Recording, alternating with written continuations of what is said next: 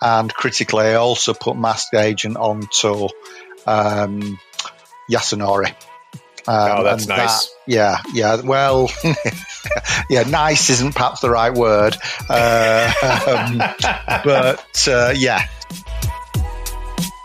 In this episode, we have Paul Butler, Jamie Varney, and James Doxey, the three top finishers at the English GT. And you can definitely tell that these guys have a lot of fun playing against each other, and they've been doing it for a while because the four of us have a lot of fun. You learn about a nasty turn one play from Jamie that he brought into Paul's Shenlong. Peter reveals which Resurrectionist master Shenlong fears the most. We have a great discussion on round times at events, some pros and cons of soloing a master in an event, and some really interesting thoughts on whether you should be seeding points early or late with planned explosives. Make sure you stay to the end when we talk about the current state of the metas and where we think all the factions fall competitively against each other. And there might be an Easter egg at the very end of the episode. Enjoy.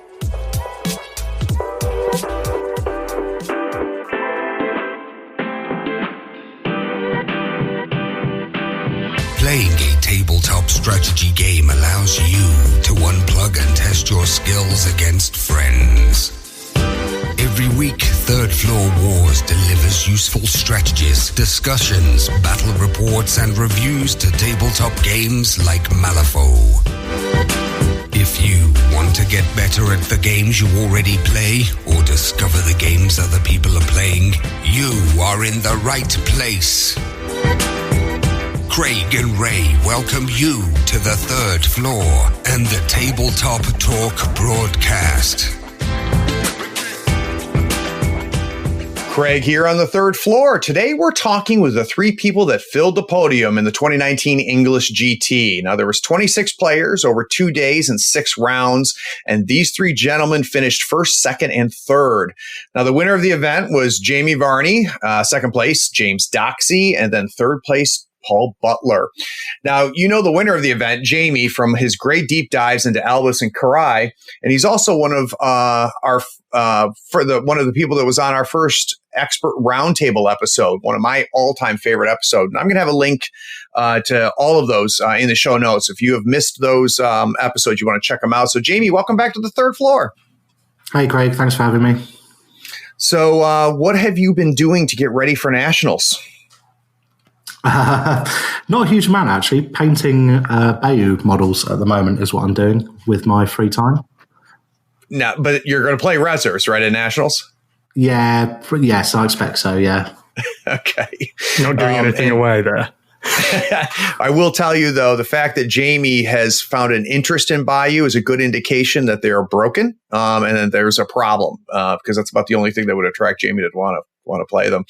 But our second place and our other guest is James Doxey. Now, James took second, like I mentioned, and you probably know him both from the roundtable that I mentioned with Jamie, but also his incredible deep dive into Kara. So, James, welcome back to the Third Floor. Thank you for having me. I assume you're not switching factions for Nationals, so what have you been up to? Trying to broaden out my master selection a little bit to make sure I've got 2 masters I want to bring to all the strategies. So that's been my focus in the sort of 4 or 5 weeks we've got between now and Nationals. So what are some, is it top, because this is not going to come out till after Nationals. So, no, it might come out. So you want to be careful, but is there a master that you have been focusing on that you're trying to get kind of up to speed with? I like the idea. Would you rather keep that secret? I like the idea that my primary opposition isn't on the phone call with us right now. So this coming out later probably won't help overly. That's true. We'll say no comment, James. We'll say no comment. Okay. And then the third place finisher, Paul Butler. Now, Paul's never been on the show. He did send in a question for the Shenlong episode, so you've heard his voice on the show. But Paul is a consistent winner over there in the UK, and his 10 Thunders play is something that's dangerous. So, Paul, welcome to the Third Floor. Thank you for having me. It's a real pleasure. So, if you didn't know, that was I think it was Jamie that was chuckling in the background when I talked about Paul being a good player. But Paul, we've heard this from both James and Jamie, but can you kind of tell us how you found Malifaux and what got you into it? Oh God, how did I find Malifaux? As luck would have it, depending on your point of view. I started sort of getting back into gaming after a 20-year break, and I think I just randomly found Malifaux. Oh no, I was talking to somebody at a board game place about Malifaux, and he said, well, actually the place to go is Harrogate. It's got one of the most active clubs, and a club with a lot of good players.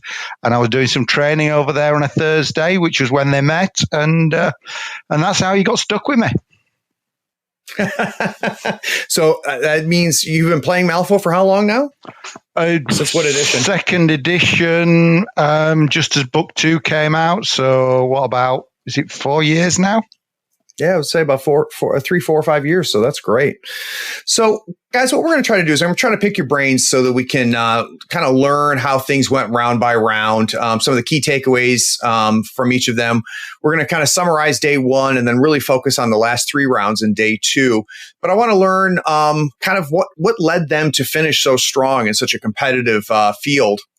And was there anything that they discovered about the game over the 2 days? Kind of their perspective, either on their particular masters, their play, or maybe the meta in general. And then we're going to learn, what did they bring? So let's start off with you, James. Can you kind of talk us through some of the key takeaways and where you finished after day 1? Yeah, certainly. So probably my key points for day 1, I'd started to be able to, I kind of felt like I was getting into my stride a bit with 3rd edition at this event. So I was able to start doing things like actually tech against the master I was playing. So not just kind of focus on what do I need to do in a given objective set, but actually also start to really tech against opposing masters. So I was able to bring Howard Langston into game 2 playing against Zip. And find that actually, despite the fact I was playing Sandeep, paying the hiring tax, bringing that in, and being able to tech in that way. So I'm feeling like I'm kind of getting beyond that initial figuring out what I'm doing and what the objectives are, and actually then figuring out how to play into my opponent. And that's something, sort of crew selection choices, I think were quite on point this weekend for me. So that'll probably be my takeaway. And it takes a certain amount of familiarity, doesn't it, James? I mean, you have to get real comfortable to be able to kind of flex out of your normal list or what you normally would bring. Yeah, that and probably my other takeaway was just how infested with reses London seems to be. I think was it going into round 3 of day 1? We were at I think there were 7 reses across the sort of the top 7 tables. Overall. Yeah, but by the end go ahead. I was going to say, by the end of that round, though, fortunately, I'd got up into 3rd place and ended the day in 3rd. Nice. And I mean, do you think that that's meaningful in your mind? Does it just mean a bunch of people in London brought resers, or do you think that it's starting to reveal something about the faction and where it fits in overall? Yeah, I mean, I think probably a bit of both, right? I think that's certainly something you can get either way. I think geography has something to do with it. I think as well, though. I mean, so I'm always interested in the try that word again. You can tell it's a Friday night. The psychology of the factions, and sort of, I often think that sometimes you find that Reza players seem to be a bit down on their kit, and actually, I think you find as you look back through the history of Malifaux, Rezas tend to wind up as the best faction simultaneously, while their player base seem to be the most vocal about how terrible their faction is. So you as an Arcanist player, you're telling me it's Rezers that are whiny? Yeah, that's exactly what I'm telling you. Okay. So James, do you think there was one particular game of the 3 there that you think was the difference maker? I mean, I think probably I think probably there were a couple of points in any of them I could point to. Certainly playing against in round 3, I played against Seamus, who's not someone I've faced before, and that was quite an interesting game. There was a red Joker into Seamus whispered into a red Joker into Keris in turn 1, so Keris got slammed for sort of 8 damage after reduction. Something in that region.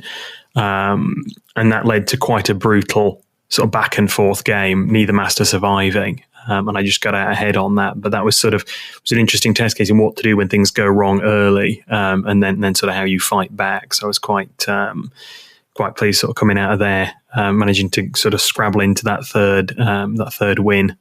To end the day on 3 wins. And I was slightly worried because Paul was also on 3 wins, and we may wind up playing each other in the morning. And Paul and I are teammates, so we were sharing an Airbnb, and I genuinely went through my head, oh my God, does my room door lock? Because if we were playing each other the next morning, I envisioned waking up being smothered in my sleep with a pillow.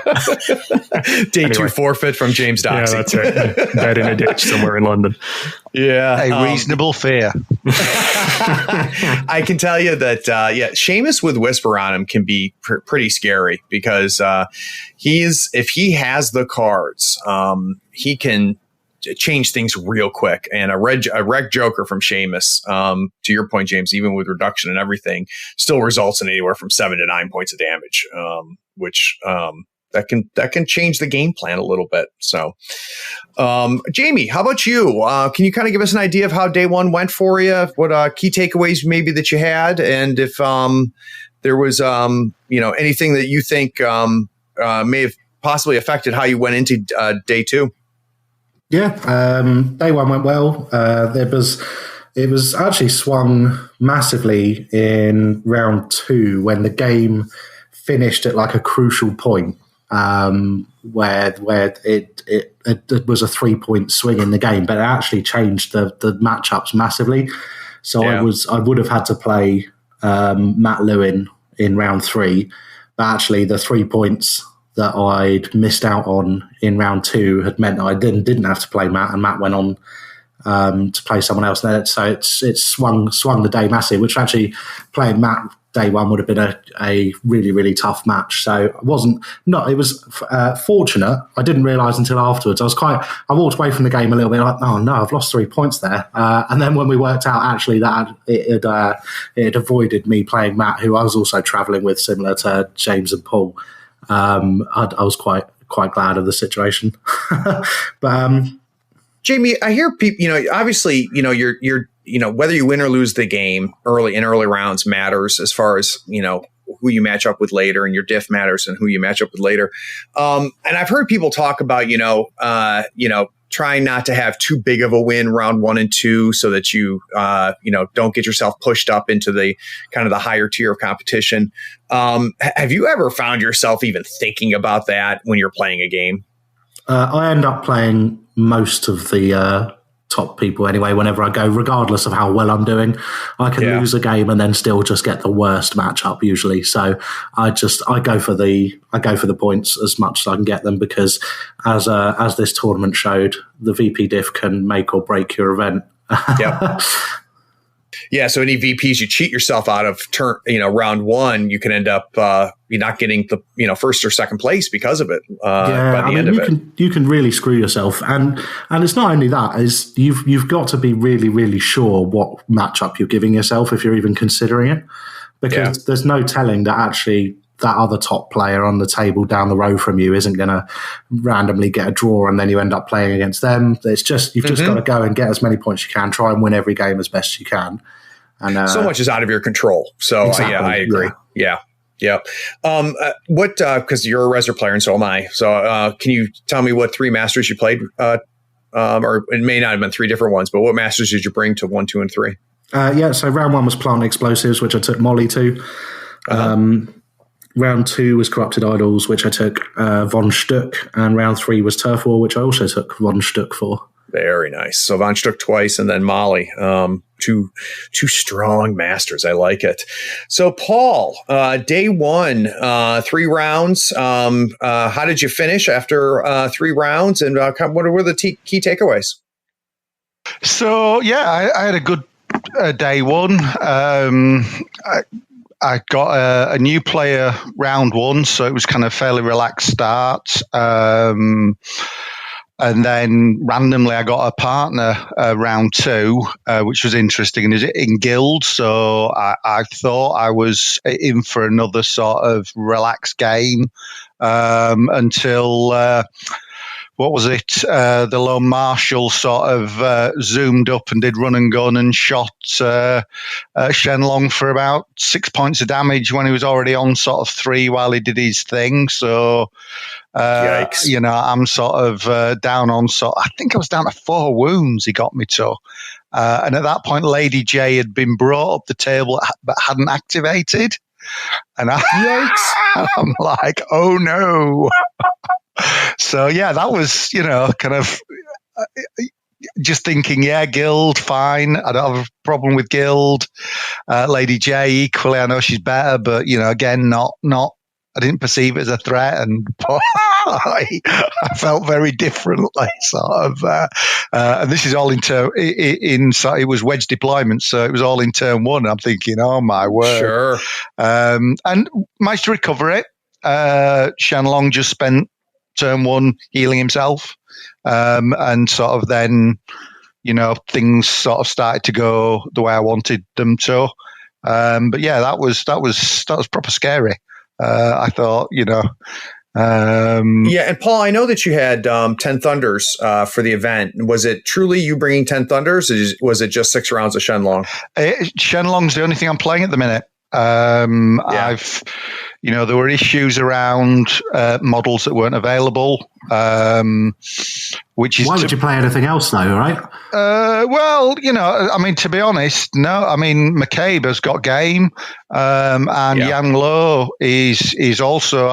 I've come up against, a well-played Yan Lo is very, very strong. So, to be honest, it's just everything's available for Shenlong, which I couldn't say the same for McCabe. And to be honest, I was moving into Neverborn, and I ended up going back into 10 Thunders because I wasn't able to play Nakima because the totem wasn't available, and I got a bit irritated about it, as I do. So anyway, blah, blah, blah. So, so Shenlong is just, and to be honest, playing one master just gives you an edge because you get into that relatively smooth mechanic, and you're less likely to sort of miss things that you can take advantage of. And Shenlong's quite good.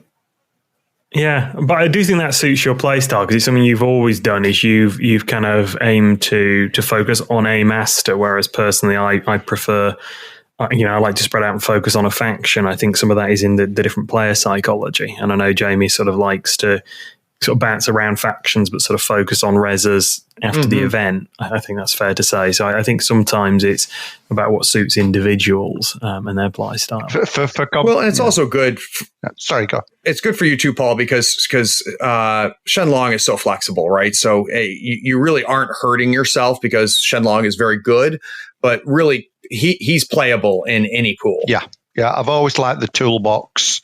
In M2E, I played primarily McCabe for the same reasons, that high mobility and that ability to sort of change up the style depending on what you end up facing on the table and what your opponent is doing. That's just, it's what I enjoy.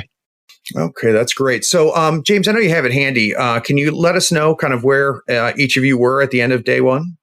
Certainly. So at the end of day 1, Jamie was in first, 3 wins and up +10 difference. Paul was in second, again 3 wins and up +7 difference, and I was in third, again 3 wins and up 4 difference, and we were the only 3-on-3 wins at that point.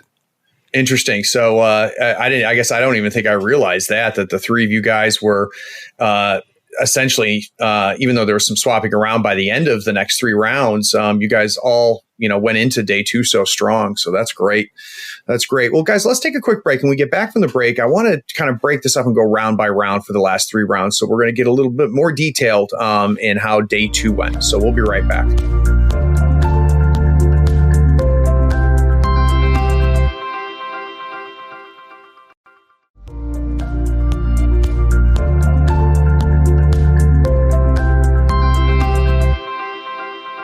Well, something I've always thought was kind of interesting is, in the U.S., we often see just over a 2-day, or it tends to be a 5-round tournament. And I think a lot of that is because of the amount of distances traveled, that getting 3 rounds in on a Sunday, which is usually when day 2 is, a little tough. But I've noticed that a lot of the 2-day events over in the UK has 6 rounds. So you really, you get two full sets. And obviously the more rounds you play, the more things will shake out, and the amount of maybe luck in your matchups early tend to fall away during that process. Jamie, do you have any thoughts as far as, playing 6 rounds versus 5? Yeah, so a part of that is down to our ranking system, where it awards you more points for more rounds. So you can get a maximum of, correct me if I'm wrong, guys, but I think it's 120. Paul will know for sure off the top of his head. It's 120 for... I've got the table open as we speak. Yes, I think it's 120 for a 5-round, 130 for a 6-round, 140 for a 7-round, which is nationals. And it's also the volume of players in some cases, just to make sure you get that sort of true winner. But I think those points are right, aren't they, Paul? Or is that... So, it depends on, obviously, if you got 28 players, and 6 rounds, it does make a heck of a difference in terms of, you're only losing, barely sort of 5 ranking points per tier, starting off at 130. So, 130, 125, 121, etc. So it does make it adds value, and particularly going down into sort of even at 10th, you're getting 93 ranking points, which, it's almost the same as winning a single dayer that's got 28 people at, so I think that's what drives it.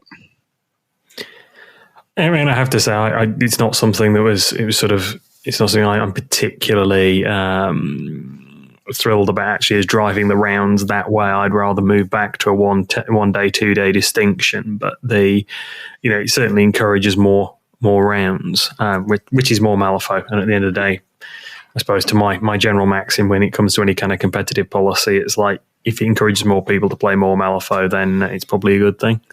Yeah. I mean, more is better. And when do you guys usually finish up on a Sunday when you have a 6-rounder? Too late.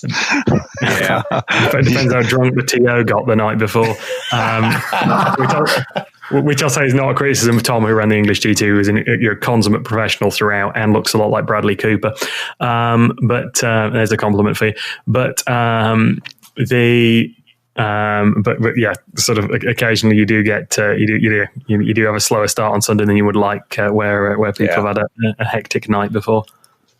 And often let's talk about round 6-ish. Yeah. So let's talk about round 4. So the deployment was flank deployment, and the strategy was reckoning. The pool was detonate the charges, take prisoner, power ritual, outflank, and vendetta. So a pretty killy strategy with only one scheme focus. With the only one. So we have a killy strategy, and we have one scheme that focuses on removing models. 2 of the schemes force you to keep the models alive, and 2 push you to the corners to score. So James, I know that you had an Arcanist on Arcanist battle against Matt, who's a friend of the show. You won 4-2. What can you walk us through what happened?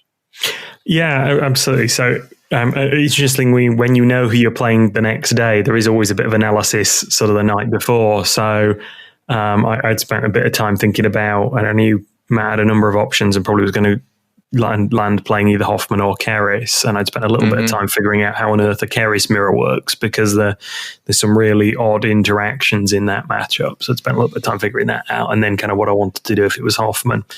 It was Hoffman, and I played in the final round of the Scottish GT that Matt won. I played against Matt's Hoffman, so I'd kind of seen it before. And I know he's been on the cast talking about Hoffman recently, which is a really nice episode and well worth a listen. So kind of going into that, I kind of knew what I wanted to do. I knew I wanted to play Keris. I wanted the mobility.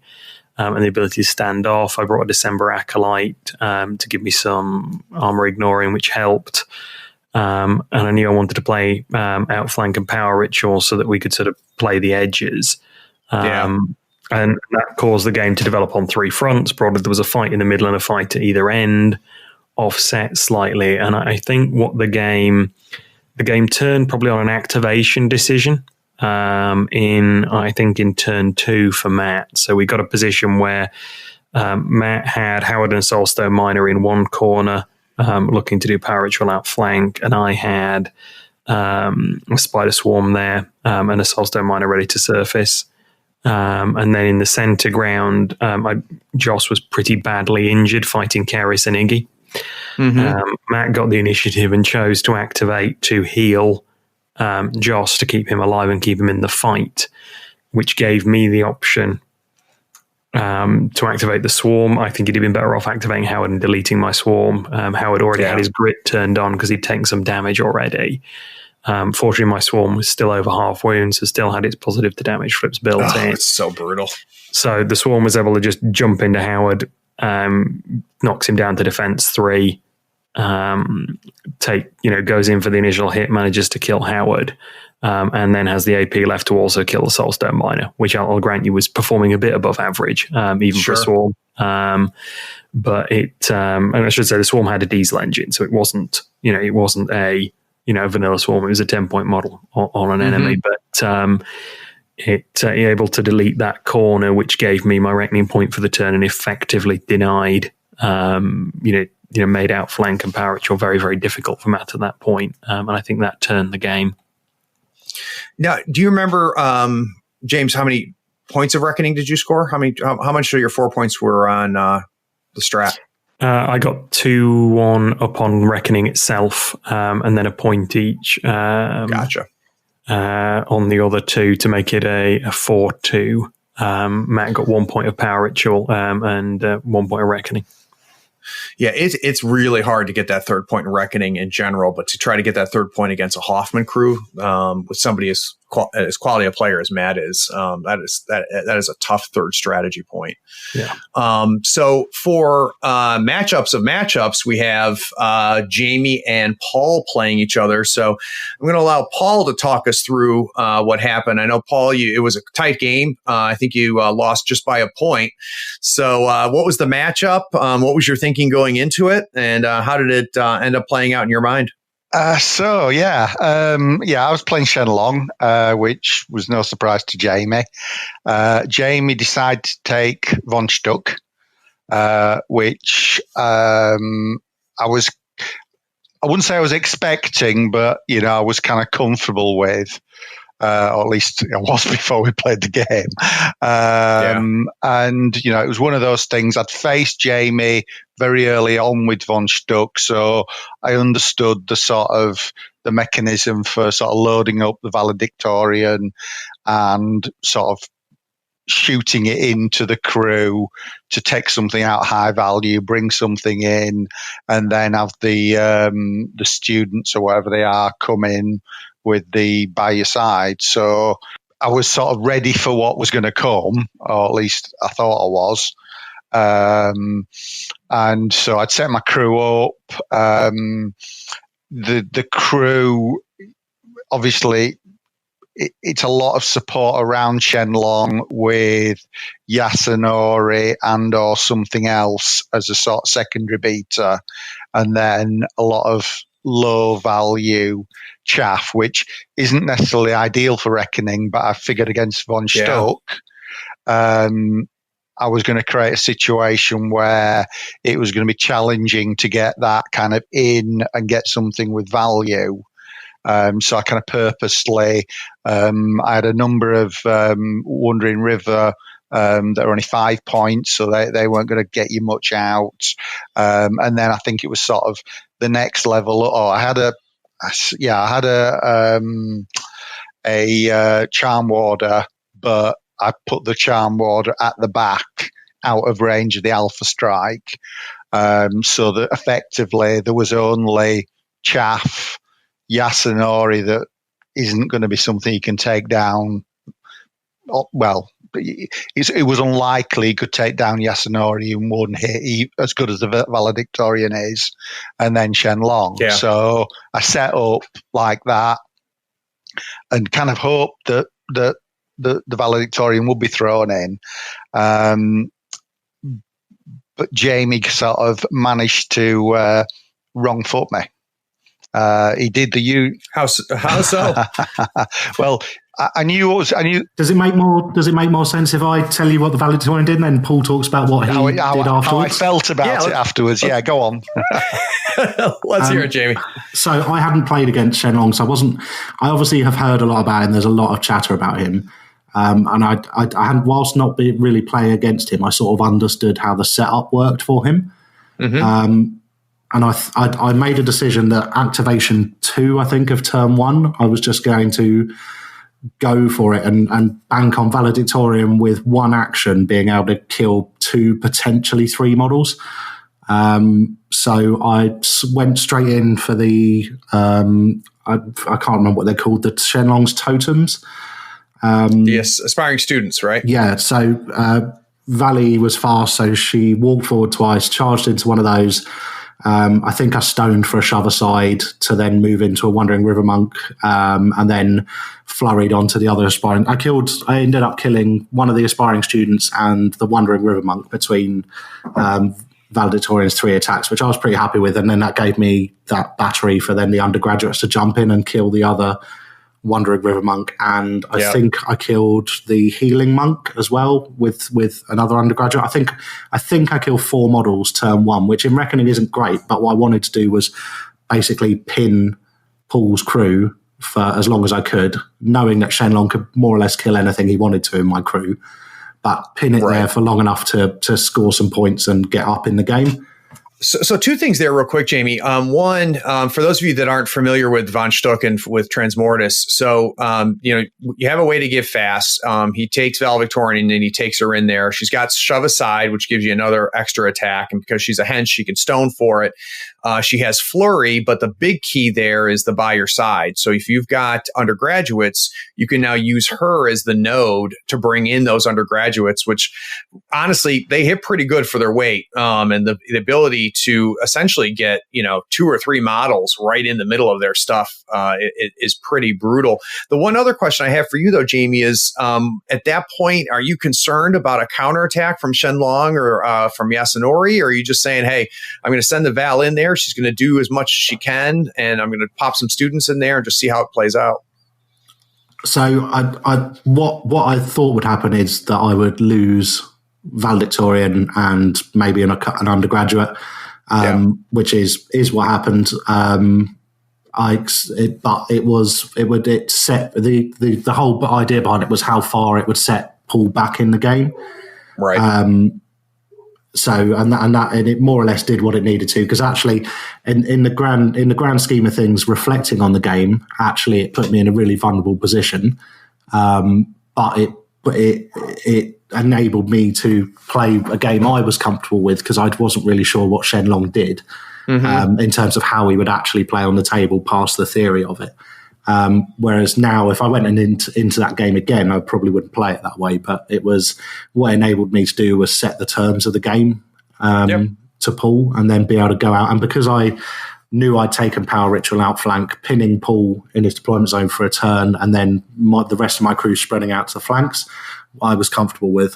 So, Paul, that sounds like that was a ton of fun for you. At the time, it was one of those. I mean, it was a surprise, but.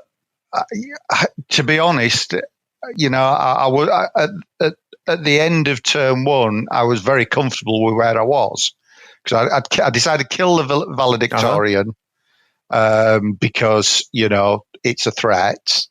I'd killed in, you'd summoned in, I think, a necropunk off killing the Wandering River, so that died. So there'd been nothing summoned in effectively. And I think I had 2 students in amongst my crew, but that crew included a full strength Shenlong, a full strength Yasunori, Sensei Yu, which he's got game and he's drawing cards. So whilst the damage he does is incidental, the fact he draws assuming he hits, he draws 4 cards, giving you the resources you need to sort of really maximize Shenlong and Yasunori. So, to be honest, I wasn't worried at the beginning of turn 2. I'd been set back because I'd lost my both Wandering River Monks, which are the speed that I get off in Shenlong. But in terms of what resources were left on the table, at that point I was facing Von Stuck and Lovelace and some other chaff. And I'd lost my Scheme Runners, but I still had the killy element of my crew, and we were playing Reckoning. So, how did the next couple turns play out for you then, Paul? So, you took some damage, but it sounds like you made Jamie pay for that. What do you think was the difference maker as far as the results, like the way the rest of the game played out? I decided I took Power Ritual as well. I'm trying to remember. I think I took Jamie. Maybe you can remember better. Did I take a Vendetta? I'm not actually sure. I don't have. I've only got a score for Power Ritual for you. I don't have. Yeah. Well, I know I took Power Ritual. I think you might have taken Outflank, didn't you? Because that's where the Wandering River Monk was trying to go. Yeah, could have been. Yeah. Although I never attempted. So, assuming I'd taken, it would have made most sense to thinking about it, Power Ritual Outflank. So, at that point, I couldn't score Outflank in the sense of I hadn't got anything fast enough. I'd already gone heavy towards the right of the table. So, getting a model over on the left, and it's possible with Shenlong, but very difficult without his aspiring students. So what I decided to do was just go heavy into one side and, make sure I got my my Power Ritual, and I was expecting Outflank. So it was a case of, I had the ability to dominate one flank, which I didn't do quite fast enough. Jamie got Power Ritual, I think, and Outflank in turn 2, and I didn't have enough to stop that happening, or I couldn't get over into that corner to stop it happening quickly enough. So, Paul, do you have any advice for those out there that are when their opponent declares Von Stuck? Did you have any takeaways about how to handle? Because his transporters are strong. So did you learn anything in the process, or any tips you can give for people that play against it? To be honest, to some extent, it's a one-trick pony. It's very strong, but it's like I throw the valedictorian at you, and then bring my other sort of killy secondary models in off the back of that, and of course it's that that ability to summon something usually a bit meatier off the valedictorian kill. So there's that flip of you kill an 8-point model and bring in an 8-point model. That's such a huge shift in resource. Yeah. And the fact you can then back it up with, they're not isolated because you can bring in the students on the back, the undergraduates, sorry. So to be honest, the way I set up was right. That would have worked eventually. It was a gamble, and it's a gamble that sort of only just paid off. Yep. That by the end of the game, the game was going in a different direction. We just didn't get there. Mm-hmm. And Jamie, you mentioned that, in hindsight, you may have wanted to do things a little bit different. According to a Weird Place post, Shenlong's unbeatable, but apparently he's not. So what was kind of your key takeaways? So I think it's quite important to clarify here, and Paul's being quite a gentleman to not say it, but actually we only got 3 turns in, and from where we were in the game, I think Paul probably would have won if we got 5 turns in. So the going in and pinning Paul in his deployment zone was great, and actually did what I needed to because it allowed me to score points early. But it left me vulnerable towards the end of the game because actually, although I'd killed a lot of Paul's models for scheming, he just had powerhouses still on the board, whereas I'd lost a lot of my killing potential. But Shenlong, like, now I know what he does. He is scary. He is really, really strong. I wouldn't have played it. I wouldn't play it that way again. I would do something similar because actually the valedictorian going in with the support is great. And the problem with Shenlong is that there's nowhere I can go. I can't move forward and set up and be ready and sort of set myself up for a turn 2 assault because Shenlong will get there. He's just got the most ridiculous reach. Oh, that's unbelievable. So I'm not sure that going in all guns blazing was a bad idea.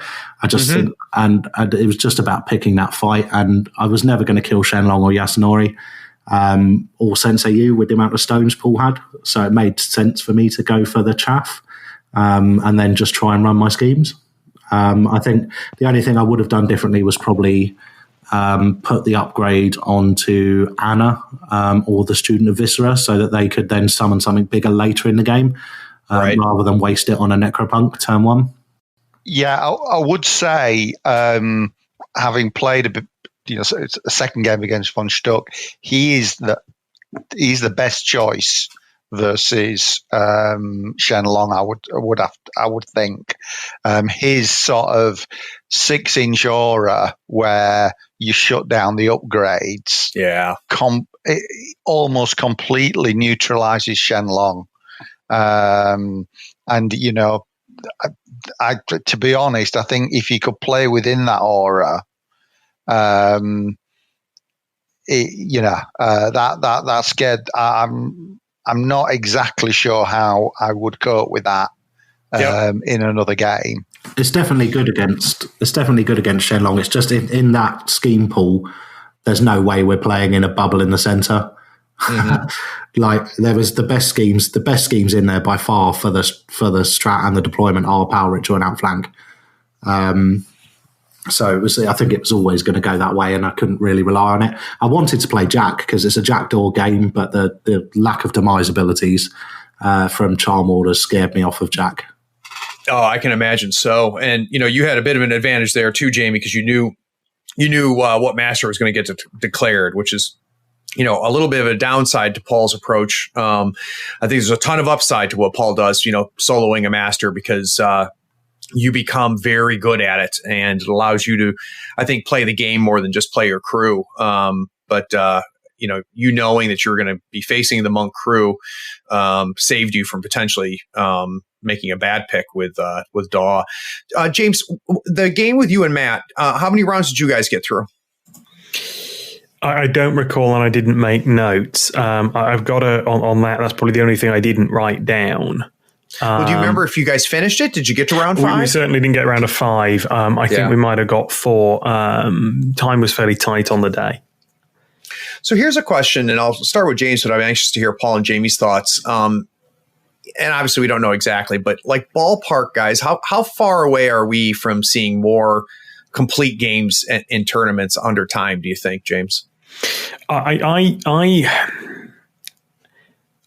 think we're probably one of those things where people are playing summoners and where we've got quite complex games. I think we are always going to struggle for time. I'm coming round to the idea that actually probably 2 hours 15 is a lot better than 2 hours. I think if we were playing 2 hours 15, you'd see a lot more. 2 hours 20, you'd see a lot more games finishing because those last 2 turns tend to be fairly rapid. And sort of certainly relative, most of the game occurs in turn 2 and turn 3, I think. And certainly the bulk of the time of the game. So I think another 15 minutes in round times would probably be what it needs to sort of start to see it regularly get into 4 and 5. And I think that'd probably be healthier, but I appreciate obviously there are constraints on the time of the day. Yeah. How about you, Paul? Do you think that we're close to people getting familiar enough with their crews and the game to start seeing some more game 5s, or are we going to be a year and a half from now and still only seeing people finish, turn 3, turn 4? My games, yes. No, I mean, obviously, I've got a really horrible reputation for being slow, and I can be, and it doesn't help that I'm playing pretty complex crews that tend to have a high model count, and not just high model count, a lot of stuff going on. A lot of my crews do not simply go walk focus or walk charge or anything nonsense like that. There's lots of interlocking parts. So I think James is correct. I think the game is in a great place, but I think you need more time to get a decent number of rounds in on a reliable basis, unless you're smashing your opponent, which in good play doesn't happen that much. Right. The game is complex. That's what makes it fun. There's lots of choices to make, and making the right choice sometimes takes a little time. So yep. I think 2:15 is a more realistic standard time play, and we do that, and we speed up a bit. And round 3 and round 4, they will be my friends. I was just going to come in quickly on that, and something I probably should have said as well is I think what's helping at the moment is most events are providing objectives in advance, which at least allows people to consider what it is that they're going to bring, which does save, probably does save 5 minutes crunch at the start of games, and also allows a lot more banter and sort of fun up front as people, and a lot more practice games. It's sort of, I think it generally is quite a positive thing. I don't think our Nationals is doing that this year, so I'm going to be quite interested to see what that does to impact the amount of time available as well, and sort of number of rounds people are getting in. Because again, not having that in advance is probably something where we're going to see potentially having a knock-on effect, particularly where games are quite close and players are quite skill matched.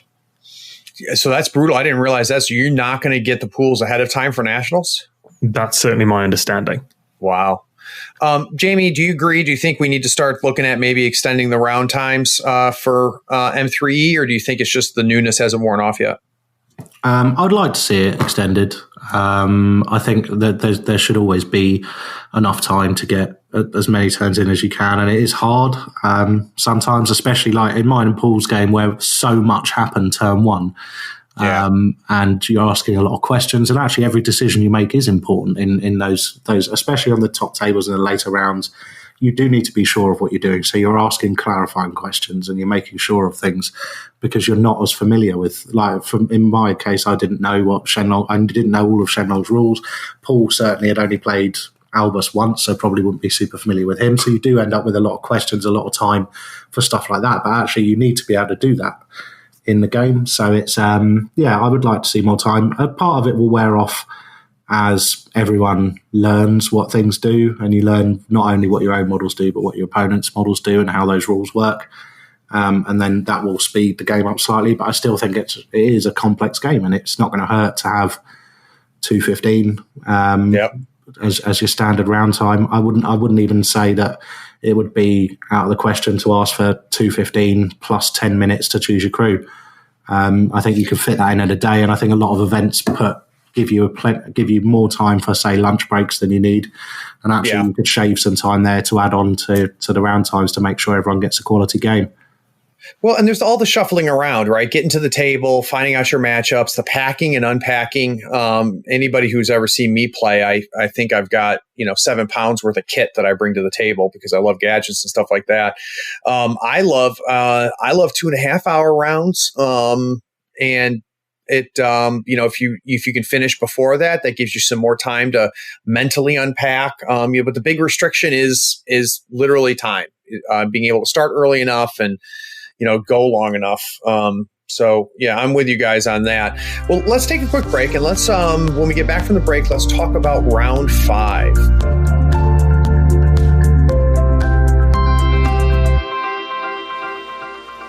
Howdy friends, Craig here. With 3rd edition Malifaux released, it's time for you to get a new mat with new deployment zones. We've tried every mat in the business and nobody has better quality and selection than Mats by Mars. They're waterproof and they roll and unroll easily, and they're even wet erase Marco compatible.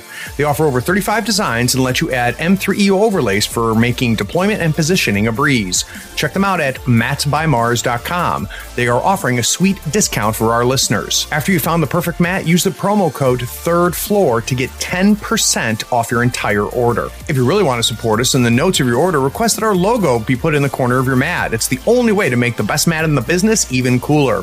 Again, that's Mat by Mars. Use the promo code 3rd floor to get a 10% discount. Details are in the show notes.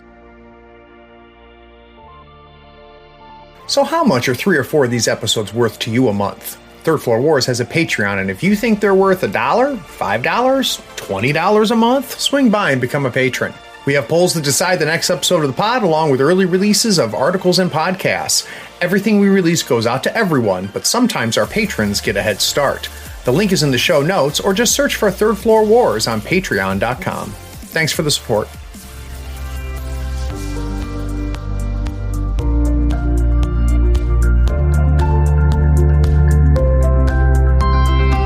Okay, so now second to last round, the pairings are getting intense. The one thing about having the 3 of these guys to be finishing in the day 1 podium, that there's going to be clashes with each other come day 2. And a lot of times the way it shakes out is you end up obviously not having the same top 3 at the end of day 2. So it's real interesting to see that, how this played out. So let's talk about round 5. It was standard deployment with turf war. Breakthrough, harness the ley line, hold up their forces, power ritual, and assassinate. So turf war in standard deployment tends to be a pretty tight game. You have one scheme that looks for you to knock out the leader, so very killy. The 3 of them have you dropping markers to score, so they're kind of competing with each other as far as action efficiency. And then you've got one that's having you hold up the models and keep the opponent's models alive in order to score. So, Paul, you ended up playing Carl Lee's Resurrectionist, and Carl's a friend of the show, and it ended up being a tie. Can you kind of walk us through that game? Yeah. So, Carl was playing Kirai. It was one of those games where lots of stuff happened and very little got achieved. Okay. Effectively what happened, we both moved forward doing our thing.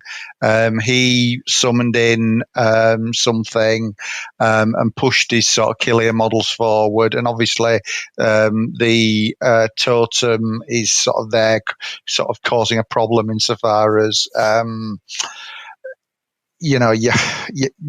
as I would normally deal with something like that, killing it doesn't work because it just comes back. It was one of those we squared off in the middle of the board and just failed, I think would be the only way to describe it. I sort of sent Shenlong in along with Yasunori. I had the support of the Charm Warders because obviously there was summoning models, so there was that threat of getting the exercise trigger and making something die just instantly without anything. And I think I did achieve that once. But it was a really strange game insofar as Shenlong and Yasunori just couldn't kill anything, which, it's just not how it's supposed to work. I couldn't explain it. It wasn't that I had particularly bad luck and Carl had good luck. It was just, for both of us, the luck just seemed to come at the wrong time. So whenever there was that sort of critical need to push through an attack or hit a moderate, it just never seemed to happen. That was what I found. But then I think Carl was sort of experienced the same thing on his side. There was a sort of crazy situation where I'd sent in the Charm Warder to do, an attack. And just decided to do its free action that does the pulse causing people to sort of flip cards and take damage if you choose the right suit. Well, of course, not a single suit came up. But poor old Carl, but poor old Carl had to discard, I think, 3 Severes and a red Joker. Oh, boy. And he was not happy, which, and it was that kind of dumb luck, but, in some sort of weird negative world we just ended up not getting anything done. I mean, we were, turf war. Obviously you score points in your backfield, which is fine. Carl, to be honest, Carl probably had the momentum of the game, and was heading for a win. And again, there were issues around time because things weren't getting killed, and obviously Carl was Brit summoning stuff in and what have you. We both had high model counts, and I think we only got as far as turn 3, and it was one of those. In fact, actually, we were only partway through turn 3, and last activation got called. Carl finished what he was doing, and I activated Shen Long, and at that point, Carl was ahead, very much so. And I just looked at the board, and it was like, right, okay, Shen. And I was able to sort of use those 3 AP along with the kind of free action that can trigger an interact. So you really got 4 AP if you're trying to score. And I managed to push him off a turf war marker and flip the turf war marker. To draw the game, and it was literally just that activation flipped it. It was just one of those games. I don't think either of us particularly enjoyed it, in the sense that there was just so much frustration, and we just couldn't get purchase into our respective plans. It's so tough, Paul, because 3 rounds of Malifaux is a lot different than 5 rounds, and playing for 3 rounds, which is what you don't know necessarily going into it, is tough. And sounds like you had a bit of a frustrating slap fest that happened there. But boy, oh boy, if you only have 1 activation left, there's few models better to have it with than Shen Long, just because he can score some points in just 1 activation. So the other matchup we have James and Jamie battling it out in round 5. And so, James, let's start with you. What was the matchups, and how did the game look from your side of the table? Yeah, so turf war into Jamie's an interesting game, and I wasn't totally sure which way he'd go, but I was worried about Von Stuck, so I decided to go Sandeep because he's less vulnerable to being stunned.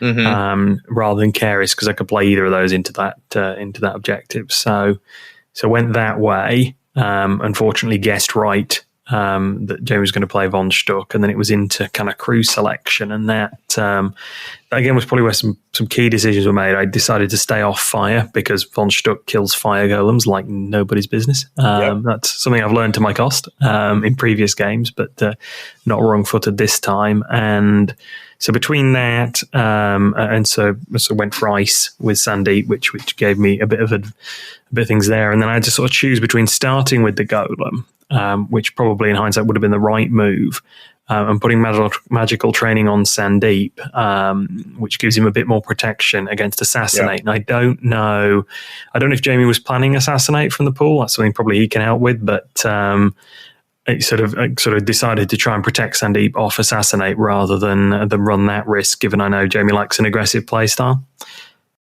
I'll always consider assassinate. I probably just the shielded he gives himself would probably have been enough to turn me away from assassinate on him. What did you end up picking scheme wise then, Jamie? Breakthrough and power ritual, because schemes with by your side is always good. Filth. Did him picking Sandeep factor into your crew build at all? Not really. I was expecting Keris, just because I know James is very well practiced with Keris and it's a good Keris strat. But I can understand if the whole fire golem issue with von Stuck. But yeah, so I wasn't expecting the ice. If I'd got a read on the ice elementals, I would have taken a Student of Steel, but I assumed he would stick with fire for some reason. All right, good. So Jamie, from your side of the table, how does the game play out? So first of all, how many rounds did you guys finish? We got through three. Got through three. And it ends up being a tie. Jamie, is there anything you think you could have done over those 3 turns that would have changed that to a win? There was a couple of key bits. So the game actually swung massively. So turn 1, it swung. So it was a bit fluky in my favour. I sent Valedictorian and killed a Soulstone Miner, which for the investment was probably fair. But then I got very lucky killing a Ice Gammon with Anna at range, which I think it was down to like a double severe on a neg flip for damage, which took it off, which stopped James getting a golem turn 1, which was a big swing. Mm-hmm. And then sort of turn 2, it swung back around where Valedictorian went down very cheaply to just endless moderates on negs, coming back to bite me in the arse after killing the Ice Gammon.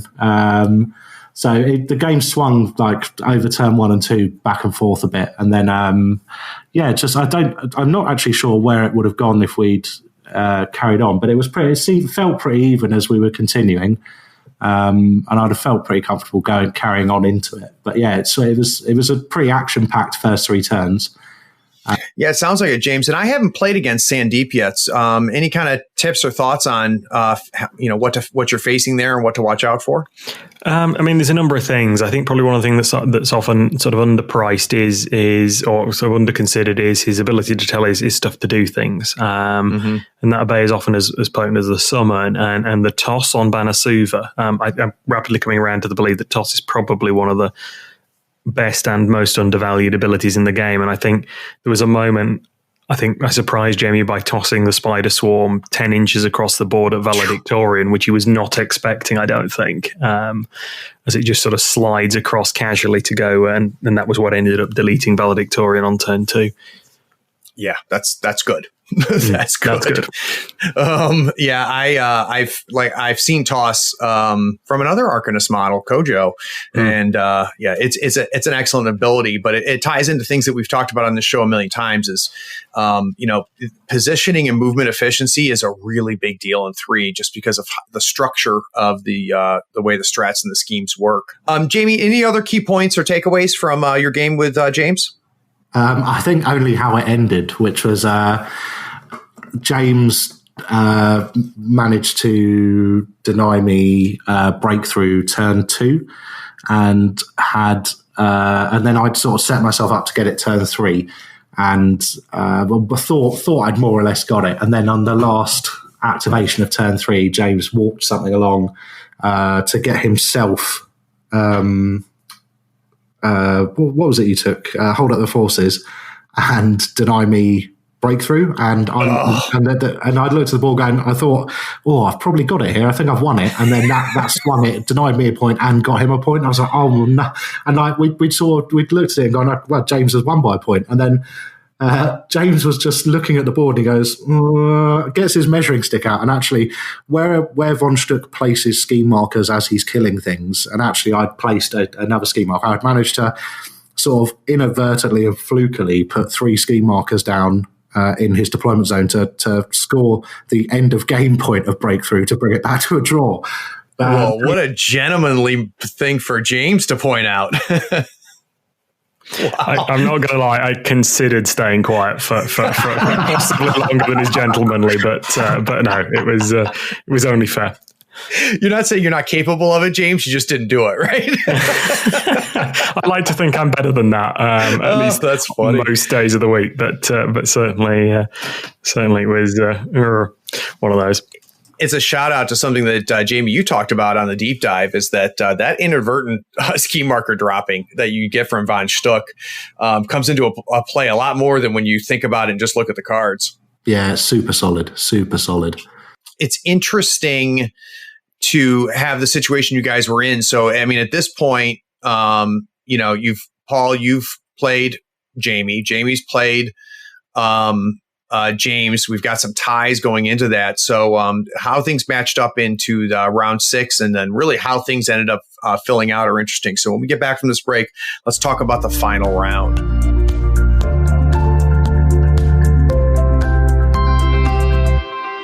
Howdy folks, Craig here. Now if you love gadgets as much as we do, you're going to love the new Third Floor Wars Gadget Bundle from Schooner Labs.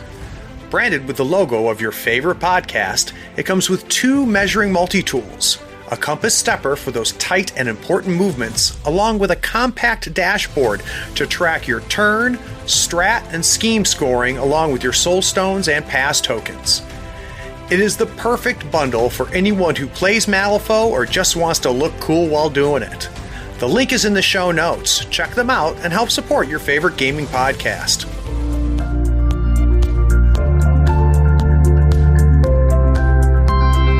All right, so last round. Now, all the battles between the 3 of you are finished. So now it's just a matter of how strong you can, finish things off here. That's going to determine who's going to make podium. And we already know that you guys did. So let's talk about round 6. It's a corner deployment with plant explosives. It's got breakthrough, dig their graves, outflank, assassinate, and claim jump. And with plant in corners, you have a lot of choices, right? So what are you going to do? Are you going to spread out? Are you going to focus on just one area of the opponent's field, which obviously is a lot easier to defend? But you got 2 schemes that focus on killing. You've got one that's pushing you into the middle, one pushing you to neutral corners, and one pushing you to the opponent's corner. So there's a lot of really interesting choices. I thought this was a very interesting pool. Paul, we're going to talk about you playing Bayou and that being a win against Reese. But first, I want to know, what was your thoughts going into this pool? I was comfortable. The mobility game Shenlong loves because of the Wandering River monks and because the Wandering River style. I've got huge mobility, so starting off in a corner does not frighten me unless the board is very problematic. And the fact that my opponent is going to have to move. What I tend to be able to do is react in the sense that, if I see one side or the other being where I want to be, to sort of try and create an asymmetric sort of game on one side of the board. Yeah, kind of that denied flank concept, right? Yeah, exactly. In flank deployment, it tends to be a bit obvious because people are already kind of where they are. And you can't necessarily take advantage of that so easily. But in corner, people tend to end up committing. And the minute they do, particularly if they split their forces, I can decide to dominate one flank, which, is how I tend to play it. Well, and that's just, I would imagine, Paul, that's just a matter of deciding which side Shenlong goes on, right? So you could kind of, split your forces relatively easily, and then wherever Shenlong ends up and he can get wherever he needs to be, I think would cause that imbalance. Yeah. And particularly with, Yasunori is so quick as well. Yeah. You can really kind of just complete, even if a player has gone heavy into one side, as long as they've split the forces to some degree, being able to dominate that, it makes it easier to dominate is the long and the short of it. So, from the point of view of the deployment and the schemes, Plan Explosive I love, outflank is again a sort of a good game for me. I was comfortable. Good. And what keyword or master did Reese bring? Well, I was comfortable about the schemes and strats. I was a little worried about the fact I was going to Bayou. I haven't played them much, and I've been surprised just how effective some of the keywords are, and there's some I just haven't a clue about. So Reese I was incredibly relieved when he declared Zip. Which, it made a lot of sense in terms of, the board and the game. But Zip is the one master that I have played a little bit of, not just in Bayou, but also in Outcasts. So as soon as he did that, that helped me a lot in terms of understanding what I was facing. And the thing with Zip is obviously he's got that incredibly powerful defense trigger, which I can just shut down with Masked Agent. Yeah. Yep. So, that, it was one of those where the game was largely decided in the Declaration of Masters and team choice. So I sort of took my normal crew, but I put Masked Agent onto Shenlong, and critically I also put Masked Agent onto Yasunori. That's nice. Yeah. Well, yeah, nice isn't perhaps the right word. But yeah, so, we got into it. He split his forces with Zip, and about half his models went one way, half his models went the other. So I went heavy to my left. Got into he had an Iron Skeeter, Bert Jedson, and who am I going? What was the other sort of? There was definitely Bert there. He didn't last very long. Oh yeah, I'm sure First Mate. Say again. The first mate. The first mate was on the other side of the board, and I was real pleased about that. Along with Keris, the rocket, the one with the rocket strapped to her back. I can't think of an M. Maris. I know who you're talking about. Maris, thank you. Yeah, Maris rather than Keris. So Maris and Zip and the first mate went to his left, my right, and then the rest of his crew went over on his right side, my left. So I went heavy into the left and just destroyed him. He had McTavish, that was his other model, on that side of the board, and I just went straight in, smashed McTavish, killed Bert. The Iron Skeeter was in the far corner, but was isolated. And the game sort of turned. This would have been sort of round 2. He dropped 2 of his bombs over on this side. I think I see a lot of players in games like with plant explosives and idols that are very fast. And what they tend to do is sort of get over and do too much in round 1 and round 2. And they're sort of trying to get ahead in terms of the tempo. But what I'll tend to do is let them do that shit and then just go into them with my crew. At which point, and this is exactly what happened, he dropped 2 bombs down, I'm going to say turn 2. And so I just killed all his models and then had the ability to grab those bombs. Clean them up after that, yeah? Yeah, so in reacting to that, and I had taken Assassinate against Zip. So he decided he needed to sort of try and do something over on that, try and interfere on some level with what was going on over there. So he shot Zip over, which was a huge mistake because he was then in range of Yasunori, and I think he'd forgotten. Obviously, he knew the upgrade was on, but I think he was so focused on Shenlong and Shenlong having that upgrade that he forgot about Yasunori. So Yasunori came in, did some serious damage on him, and then my students came in and beat the crap out of him as well. And because it's an aura, Yeah. Poor old Zip actually got killed with a broom attack. Wow. I mean, you disable that defensive tech on Zip, and he is not that hard to bring down at that point. And the speed that you get with Yasunori and Shenlong and having that tech pick really to bring that through. And you being able to just wipe sides of the board is great. I think it's real interesting what you're saying, though, Paul, because we hear a lot on the podcast about, you want to seed your points early and get them out there so that you can, react and play defense. But I think your perspective is an interesting one, which is, once you've seeded all those points out there, you've tipped your hand a little bit. And then, you're giving more information in the process. So I think it's interesting, those two different perspectives. James, what are your thoughts?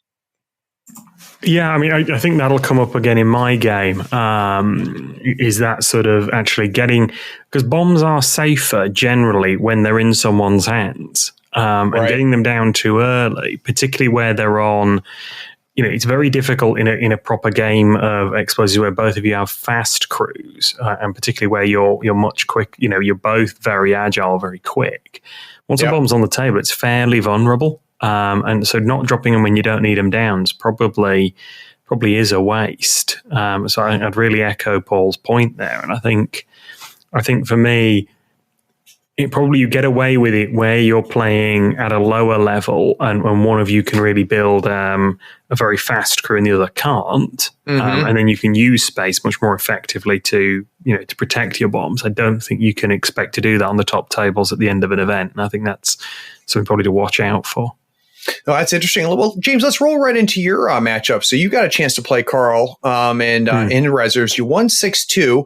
Again, I thought this pool was really interesting. So I first like to know, what did you bring and what did Carl bring as far as keywords? So I brought Sandeep and Carl brought Molly. I played against Carl a couple of times. He's a great TO. I know you've had him on the show. Runs a lot of local events. So, really great to play against Carl.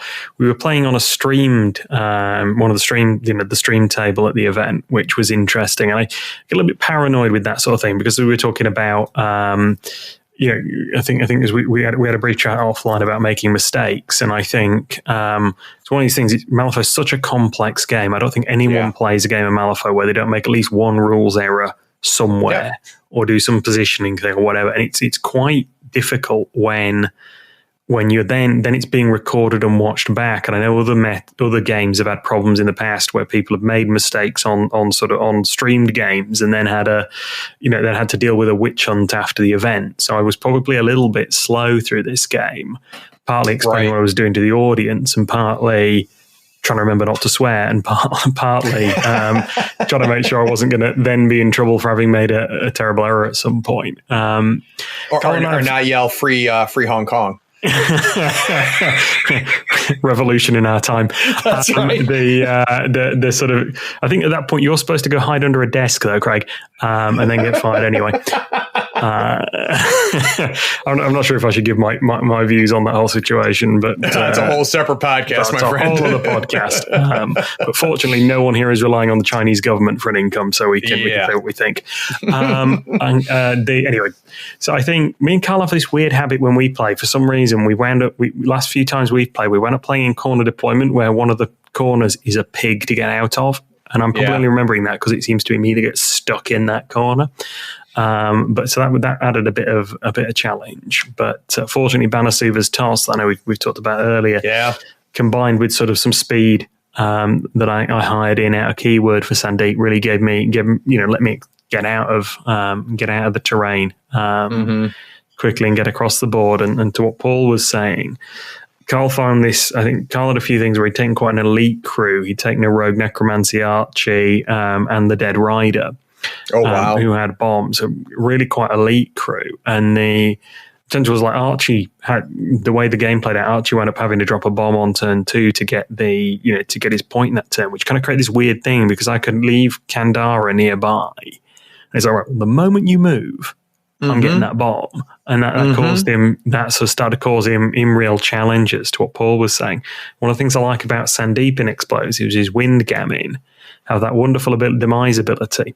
that when they're killed, they're going to place a friendly model within 8 inches of them, within 4 inches of themselves. So it's what you can do quite nicely in a Sandeep crew is have a windgammon guard something like a bomb. Your opponent kills the windgammon, as Carl did in our game, and then something else just go, right, well, I'm going to go stand on that bomb now. Now what are you going to do?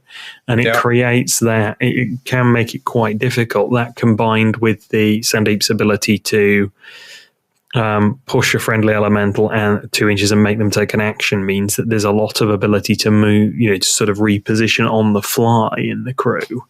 Right. And sort of get models where you need to be if you need to cover bombs, which makes it makes it a bit easier. And that combined with sort of really aggressively going at my schemes managed to let me get ahead 6-2. But it was an interesting game. I think the stream is still out there, so if you want to see me want to comb through that and look for the mistake I inevitably made in the rules somewhere, you're very welcome. And please write in and tell me. Yeah, we've got a couple streams up on our YouTube channel, James, and I know what you're saying, but you gotta, and I've had people play on our streams that are nervous about it, and I know it's easier said than done, but you just gotta play, and absolutely. But yeah, you're right. I don't know if there's ever been a perfectly played Malifaux game yet, where every rule was done exactly right because of the intricacies. Luckily, I think 3 has less points of failure, potential failure than 2.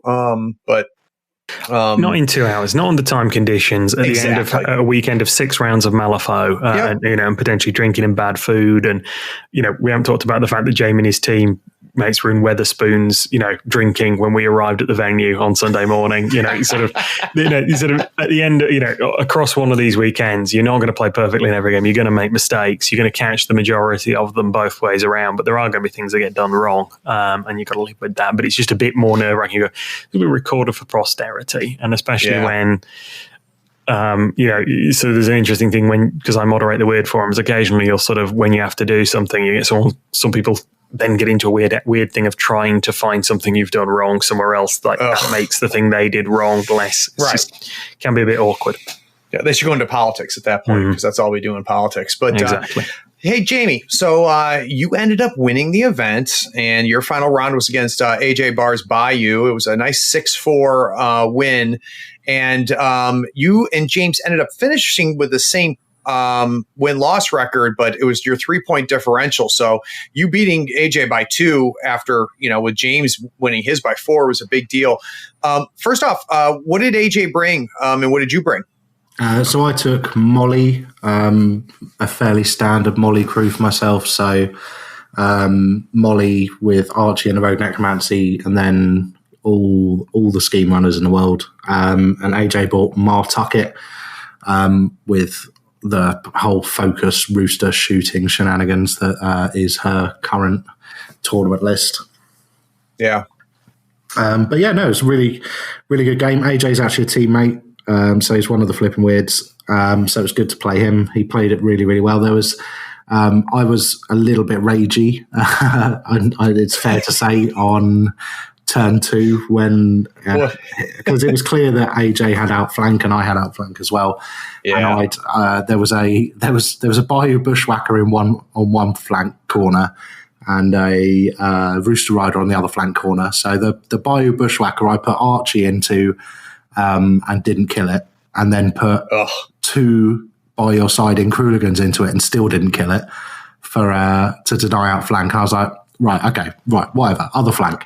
So in the other flank, the Rogue Necromancy and a Night Terror went into this Rooster Rider and didn't kill it. And I was just like, I just looked at the board and I was like, AJ, I don't understand how this has happened. One of those models should be dead. Yeah.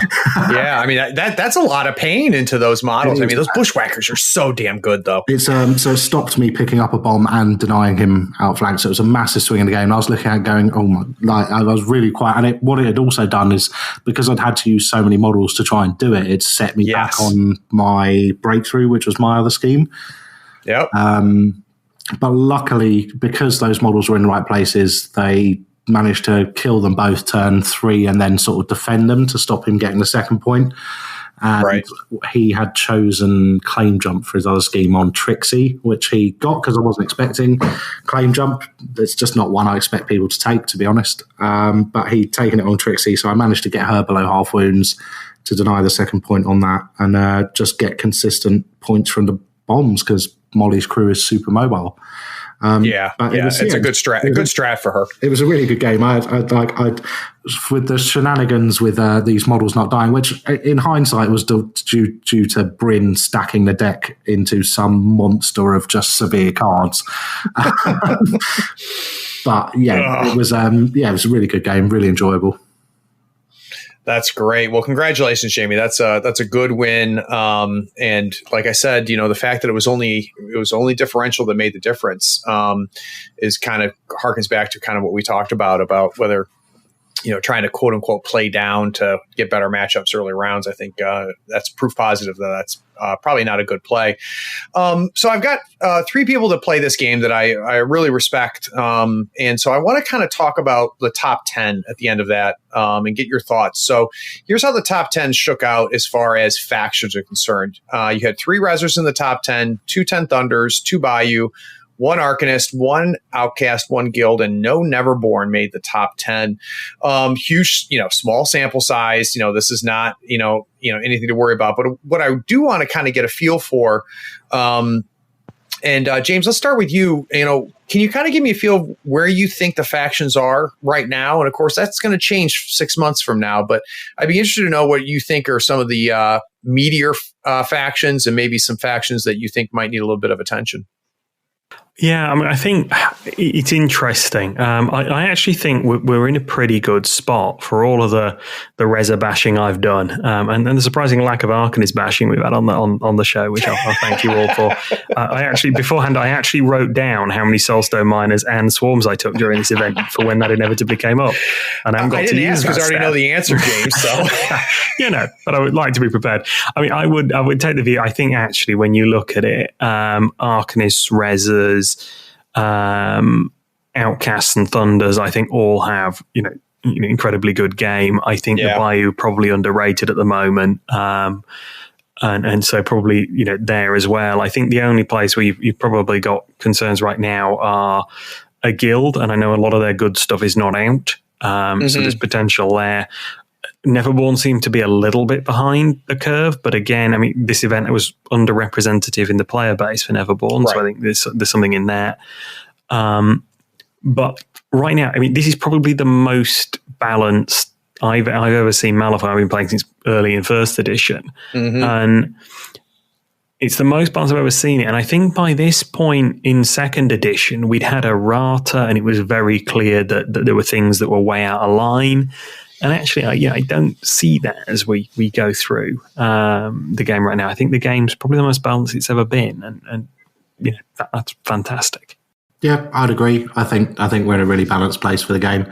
I think rather than factions being, well, aside from 10 Thunders, obviously, rather than factions being an issue, I think you've got a few models here and there, which I think we can all say are a little bit ahead of the curve, but not ruining anyone's hobby, apart from 10 Thunders, obviously. No, I'm joking. But I think, Guild, I think James is quite right. I think we've not seen a lot of them because, well, actually, I mean, also to be fair, like if we look back at our player base, and you've got sort of Lewis, who was one of the prolific Guild players, was running the big event up until running events in Scotland now. So he's not really been playing in them. You've got Matt, who was the top Guild player for a long time here, is not playing them anymore. So I think we've just not got anyone sort of adopted them here yet, really. Neverborn, I think the Neverborn's problem is they've got 2 amazing masters, and then the rest of them aren't really seeing as much, but they've definitely got some power there. There's a lot of play in a lot of their keywords. So I think, we're in a really balanced place. I think it will settle out, and it will come down to, as Malifaux always usually does, is player skill. It'll be what is seen as or perceived as the best will be what the best players are using. And it's what makes the game great. I mean, and that's why you can have the UK and the US argue over what's broken and what's not broken, and disagree over what's good and what's not good, because actually the different players at different skill levels playing it will tell you a completely different story about it. Yeah, I mean, I can tell you firsthand, playing a strong, we have a really strong guild player here, Jesse Watson, who's a henchman. And, you know, if someone thinks that guild is in a bad place, you know, just needs to play against Jesse. And I think it'll change your mind. But I'm not disagreeing, though. So I think that the gap is very small. But if I have to, you know, put them in order, I don't disagree with what either you or James has said, as far as that's concerned. Just before we get to Paul, I'll probably just quickly come back in on one point around models. I think there are definitely, you know, Jamie's right, there are definitely some models that are undercosted that will turn up a lot. And, you know, I think I see that in, you know, a number of factions right now. What I think will be interesting, and the thing I would probably keep an eye on, is how much out of keyword hiring tax people are paying. Yep.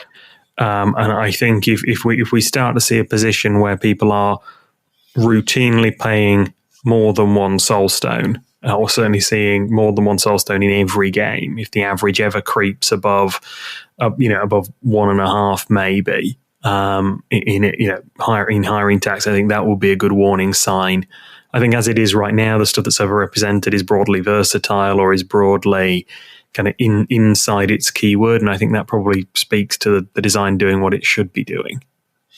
Yeah, and I think the other thought I was having too, thinking about balancing across the actual factions, and this is actually something I think that's really interesting, is having generic upgrades. I mean, you can boost or potentially spank a faction just by addressing those 3 upgrades and either adding some, changing them, or anything, and that could potentially have a pretty big impact. Yeah, I mean, I'd like to see them, to address balance. I'd like to see us get back to that, potentially back to the errata cycle we had in second edition, or potentially what I'd really like to see them do is is when we get around to Gen Con every year, actually pick 2 keywords in each faction and redo them entirely, and just pick if they're out of line away from the curve in either direction, right? Just go through the faction and go, okay, well, this faction's got 2 really underpowered keywords, let's bring those up. This faction's got an underpowered and over, let's bring those back into line. I think that's the kind of thing you can do now with the amount of print on demand stuff they've got, and potentially resculpt them at the same time to drive the sales. And I think I'd like to see that approach to balance, because there's no reason I don't think we couldn't get into a cycle of that over time, provided you weren't doing the same keyword every year. I don't personally see a problem with that. I'm sure people who are closer to the industry might do. Yeah, I completely agree with that. I think that would be the best way to do it. I think we don't want really many more models in terms of new. Obviously, we've got a whole new faction to come, right? But we don't want. I think we'll get into a dangerous territory if we start adding too much to the existing factions again. And I think, James, the idea to redesign existing keywords as the release rather than releasing new models is just a much better direction to go in. We need to keep the ranges roughly the size they are now for each faction, because otherwise it's just too much, and you end up with the power creep that we ended up with in M2E.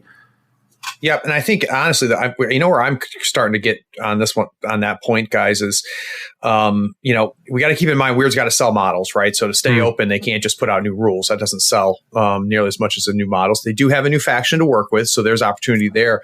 I am really, after going through Deadman Hands, I am okay with part of that balancing being an annual rotation where they Deadman Hand, they put out 5 new models, and they Deadman Hand 5 models, so that the size, Jamie, to your point, stays about the same.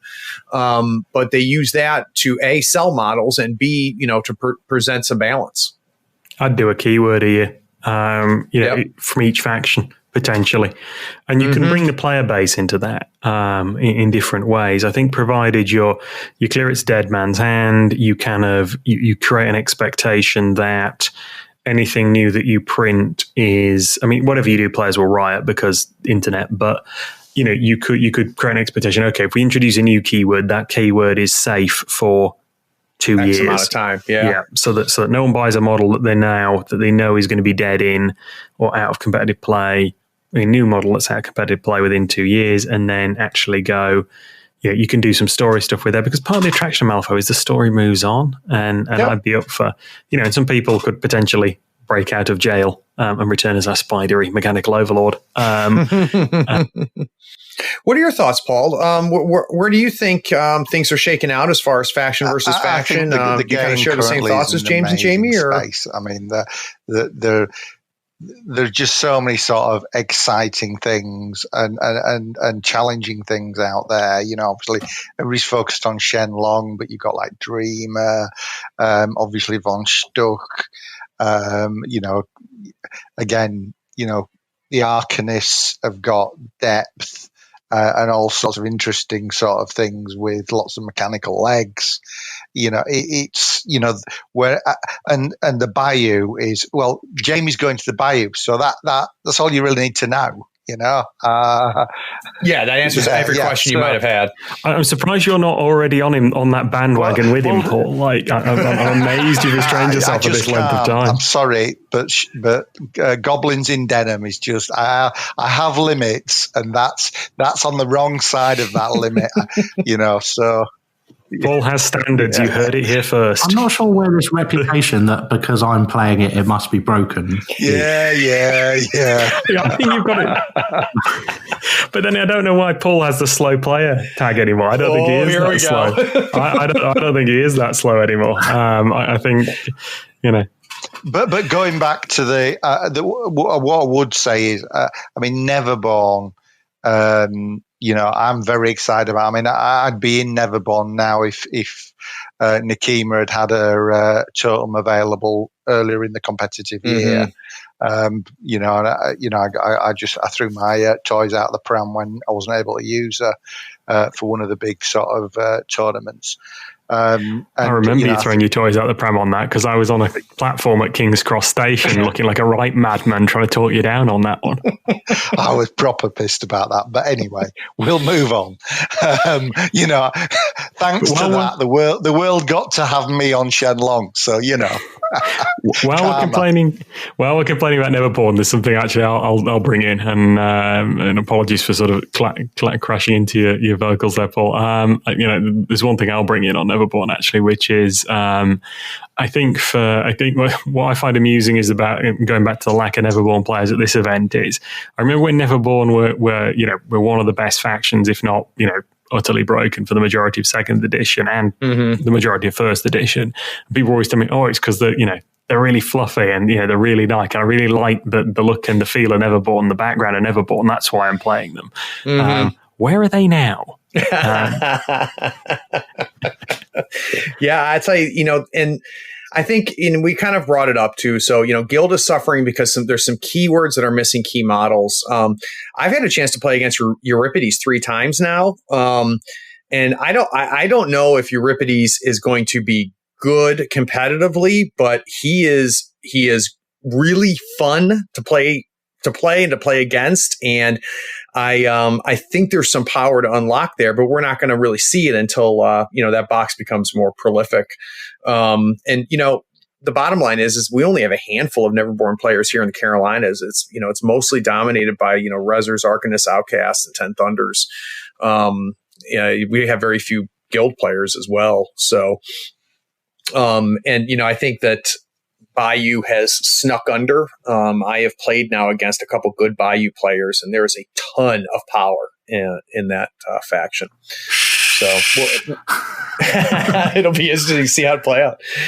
So we found out Paul has got kind of a left eye on Neverborn. We found, Jamie's starting to dabble with Bayou. James, is there at any point, are you going to get off the Arcanist train and at least try something else? I certainly will at some point. And, people forget, I'm predominantly an Arcanist, but I've at various points in my Malifaux history, I've had the best Neverborn badge, the best the best Thunder's badge, I think, but certainly the best Guild badge. And I've played around with a lot of factions in the past. So, I will definitely move again at some point. I've often been sort of, I think the sort of Arcanists and Outcasts are the opposite side of the same coin, whereas Arcanists are sort of the investigators in a Lovecraft story. The Outcasts are probably the ones that succumb to the dark power. Yeah. And I kind of see myself going over there for a bit at some stage, but I don't have the painting time. I don't like playing with unpainted stuff, and I don't have the painting time in my life right now. So I am leveraging the fact that I have a lot of painted Arcanists as much as anything else. Yeah, I'm the same way. Well, gentlemen, congratulations. Like I said, strong finish, and good luck to all three of you at the Nationals coming up. I would love to see some more Third Floor Wars guests proving that just by being on the show, you're a better player. So I'm sure we'll be catching up, and I bet hopefully I'll be inviting you guys back for the Nationals podium because you make it. James, any plugs or anything before we go? Just my usual plug for my FLGS, who do me, brilliant service every time, and are great on Malifaux stuff in the UK and internationally, and that's Leodis Games in Leeds. So big plug to them. They're fantastic. They're great. Paul, do you have any plugs? Sorry, I'm currently gluing models onto bases ready for tomorrow, because, filth. Sorry. That's all right. So what glue are you using, Paul? Super glue, so, All right. So Paul's plug is to be using super glue to put to your bases. Jamie, do you have any plugs? No, nothing I can think of. Just the usual sort of, if you're listening to this, you're probably already in Malifaux chat groups on Messenger and stuff like that. But if you are not, then get involved. Yeah, Jamie and I are both in the Reser chat, and it's been great. And I know James, I think you get the impression you're enjoying the Arcanist chat.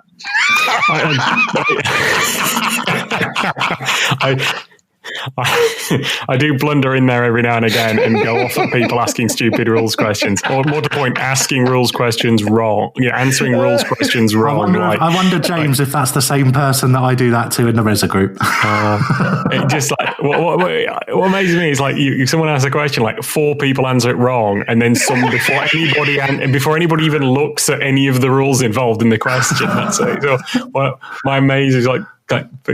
Could someone have at least pretended to look at the rules before we answered this question? We didn't ask for your hot take. We wanted the answer. It's just like somebody read the rules, please. That's really funny. But no, that and anything on tournament policy where I have very firm views. That's funny.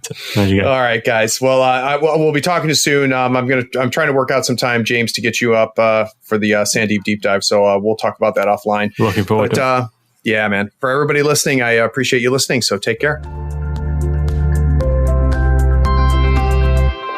Be sure to check out our shop on thirdfloorwars.com for the latest gaming apparel and gear. While you're there, check out how the USFO Tour is shaping up. How does your conference compare to the others in the United States? Where do you rank nationally? Get those models built, painted, and on the table so we can see you at the US Masters Invitational in October of 2020. Also, rate and write a review on this podcast for us. It really helps us find people almost as cool as you are. Thanks for listening. Howdy, friend. Craig here. Is this episode making you realize you need to buy some models? Gadzooks Gaming is my favorite online retailer because of their large selection, killer prices, and great customer service. Don't you hate buying an entire crew box when you only need one model?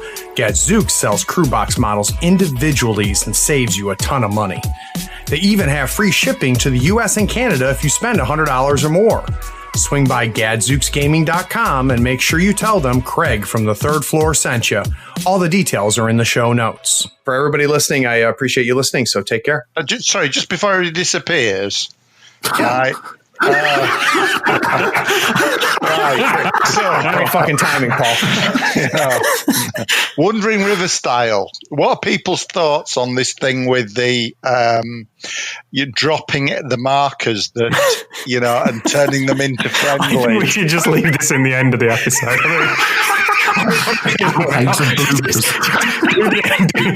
do the outro as normal. And then do your outro and just leave that on the end. Oh, God.